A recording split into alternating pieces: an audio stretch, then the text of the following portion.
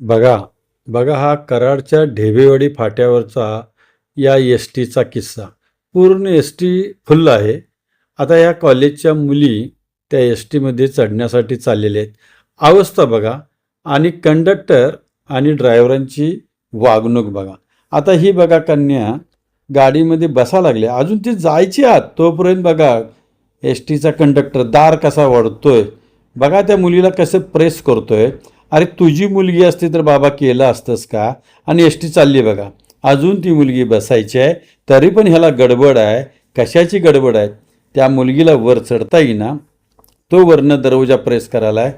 काय अवस्था ही, काय होणार या जनतेचं? अरे थोडी तरी लाज आबरू ठेवा. या मुली तुमच्या आहेत असं समजा ना, पण हे जे वागणूक आहे ना ही अत्यंत घृणास्पद आहे. ही जी कराडमधली घटना आहे ना, ह्याला मी दुर्दैव म्हणतो. यापुढं एस टी धारकांनी, या वाहकांनी, चालक यांनी याची खबरदारी घ्यावी. त्या मुली आपल्या आहेत असं समजून तुम्ही त्यांना प्रवासात घेतलं पाहिजे, असं मी रोज एक नवीन विषयाकडून सचिनभाऊ कदम आपणाला विनंती करत आहे. धन्यवाद.